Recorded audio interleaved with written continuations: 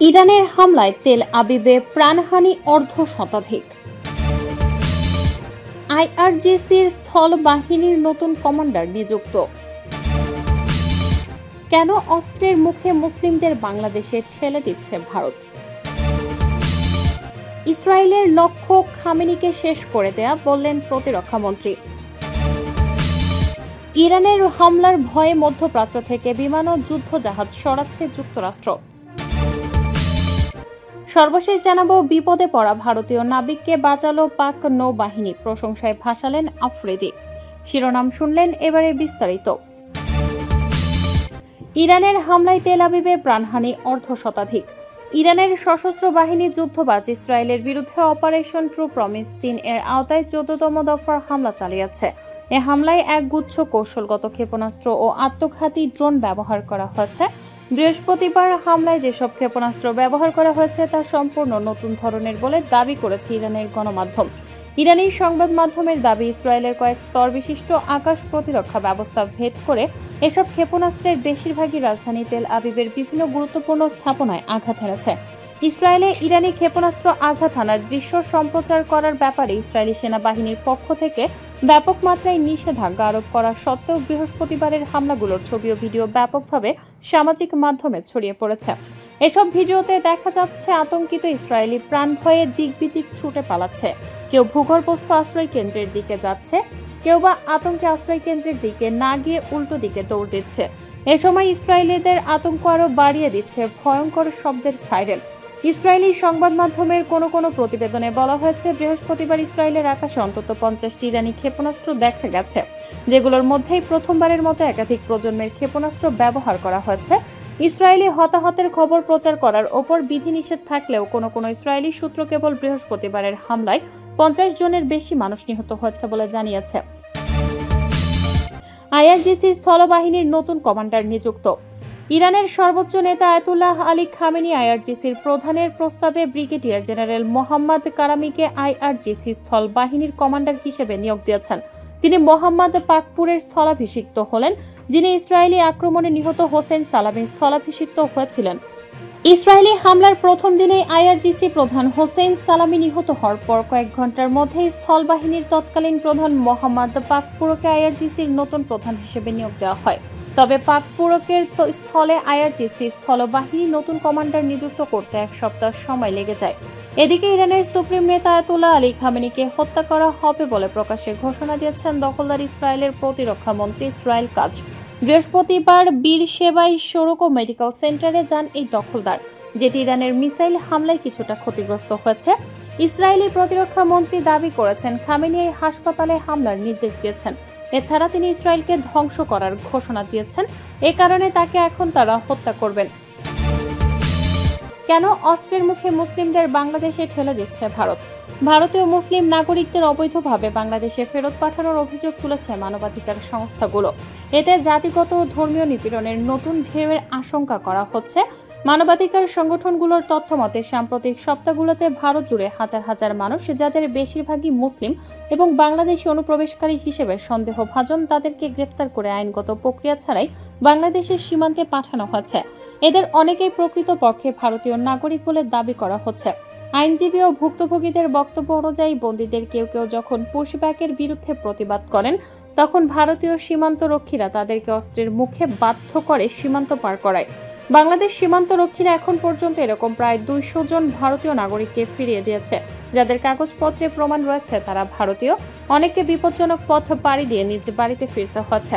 এ বিষয়ে অধিকার নামক বাংলাদেশের মানবাধিকার সংস্থার সিনিয়র গবেষক তাসকিন ফাহমিনা বলেন, ভারত কোনো রকম আইনি প্রক্রিয়া অনুসরণ না করেই মূলত মুসলিম ও নিম্ন আয়ের জনগণকে জোর করে বাংলাদেশে পাঠাচ্ছে, যা জাতীয় ও আন্তর্জাতিক আইনের পরিপন্থী।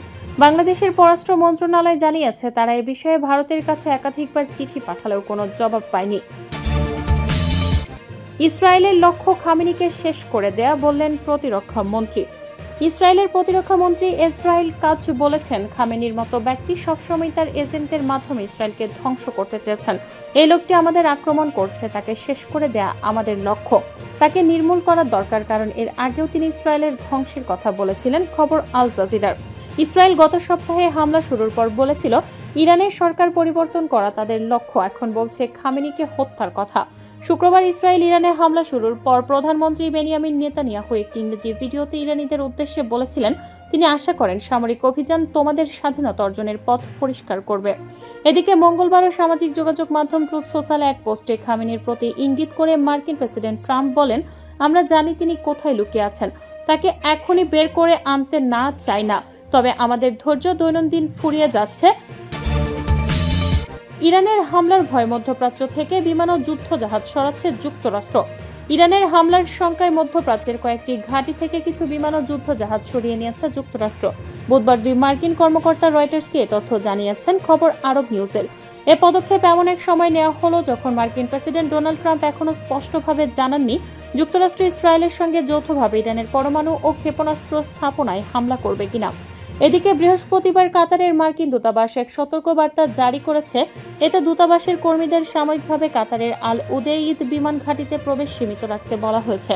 দোহার বাইরে মরুভূমিতে অবস্থিত এই ঘাঁটি মধ্যপ্রাচ্য অঞ্চলে যুক্তরাষ্ট্রের সবচেয়ে বড় সামরিক স্থাপনা। দূতাবাস কর্মী ও কাতারে অবস্থানরত মার্কিন নাগরিকদের উদ্দেশ্যে দেওয়া সতর্কবার্তায় বলা হয়েছে চলমান আঞ্চলিক উত্তেজনার পরিপ্রেক্ষিতে বাড়তি সতর্কতা অবলম্বন করা উচিত। নাম প্রকাশে অনিচ্ছুক ওই দুই মার্কিন কর্মকর্তা জানান, বিমান ও যুদ্ধ জাহাজ সরিয়ে নেওয়ার উদ্দেশ্য মূলত যুক্তরাষ্ট্রের সেনা ও সরঞ্জামকে নিরাপদ রাখা। তবে ঠিক কতগুলো বিমান ও জাহাজ সরানো হয়েছে এবং সেগুলো কোথায় নেওয়া হয়েছে সে বিষয়ে তারা কিছু জানাননি। একজন কর্মকর্তা বলেন, আল উদেইদ ঘাটির যেসব বিমান শক্তিশালী সুরক্ষার আওতায় ছিল না সেগুলো সরিয়ে নেওয়া হয়েছে। এছাড়া বাহরাইনের একটি বন্দরের জাহাজগুলো সেখান থেকে সরানো হয়েছে। এ বন্দরে যুক্তরাষ্ট্রের পঞ্চম নৌবহর অবস্থান করে। বিপদে পড়া ভারতীয় নাবিককে বাঁচালো পাক নৌবাহিনী, প্রশংসায় ভাসালেন আফ্রিদি। ভারত আর পাকিস্তানের সীমান্তে দুই পক্ষের মধ্যে এই গেল মাসেই যুদ্ধ হয়েছে। দুই পক্ষের মধ্যে আবারও সামরিক উত্তেজনার শঙ্কাও উড়িয়ে দেওয়া যায় না। তবে এরই মধ্যে পাকিস্তান সেনাবাহিনী এক কাজ করেছে যা রীতিমতো আলোড়ন সৃষ্টি করেছে। আরব সাগরে আহত ভারতীয় নাবিককে রক্ষা করেছে দেশটির নৌবাহিনী। দেশের সামরিক বাহিনীর এমন কাজকে প্রশংসায় ভাসিয়েছেন সাবেক অধিনায়ক শহীদ আফ্রিদি। ঘটনাটি ঘটে বুধবার যখন পাকিস্তান নৌবাহিনী আরব সাগরে একটি তেলবাহী জাহাজ থেকে একজন ভারতীয় নাবিককে উদ্ধার করে করাচির একটি হাসপাতালে ভর্তি করে। জাহাজটির নাম এমটি হাইলিডার এবং এটি লিবারিয়ান পতাকাবাহী হলেও জাহাজে থাকা সব ক্রুই ভারতীয়। পাকিস্তান নৌবাহিনীর joint maritime information and coordination centre একটি বিপদ সংকেত পেয়ে দ্রুত ব্যবস্থা নেয়। পাকিস্তান মেরিটাইম সিকিউরিটি এজেন্সি একটি উদ্ধারকারী জাহাজ পাঠায় এবং আহত নাবিককে নিরাপদে উদ্ধার করে। পাকিস্তান নৌবাহিনী জানায়, এই সফল মেডিকেল ইভাকুয়েশন পাকিস্তানের সমুদ্র নিরাপত্তা ব্যবস্থার দক্ষতা ও প্রস্তুতির প্রমাণ। আমরা আমাদের আন্তর্জাতিক দায়িত্ব পালনে প্রতিশ্রুতিবদ্ধ, সেটা যে কোনো দেশের নাগরিকই হোক না কেন। এই ঘটনার প্রেক্ষিতে আফ্রিদি সামাজিক যোগাযোগ মাধ্যমে একটি ভিডিও পোস্ট করেন যেখানে ভারতের নাবিককে রক্ষার এই ঘটনাটি তুলে ধরা হয়। তার ক্যাপশনে আফ্রিদি লেখেন, যুদ্ধক্ষেত্র হোক বা শান্তির সময় পাকিস্তানের সশস্ত্র বাহিনী সবসময় মানবিকতা ও সেবার দৃষ্টান্ত স্থাপন করে। তাদের কাজ কেবল জাতীয় সুরক্ষার মধ্যেই সীমাবদ্ধ নয়, বরং মানুষের জীবন রক্ষা উন্নয়নের দিকেও বিস্তৃত। পাকিস্তান নৌবাহিনী যে আহত ভারতীয়কে উদ্ধার করেছে এটি প্রমাণ করে যে আমাদের বাহিনী শান্তি ও যুদ্ধ উভয় সময়ে দায়িত্ব পালনে শ্রেষ্ঠ। পাকিস্তান জিন্দাবাদ। দুই দেশের মধ্যে গত মাসে 4 দিনের সীমান্ত যুদ্ধ হয়। সেই উত্তেজনাপূর্ণ সময়ের পর এমন একটি মানবিক উদ্যোগ কিছুটা হলেও শান্তির বার্তা দিচ্ছে বলে মনে করেছেন অনেকেই।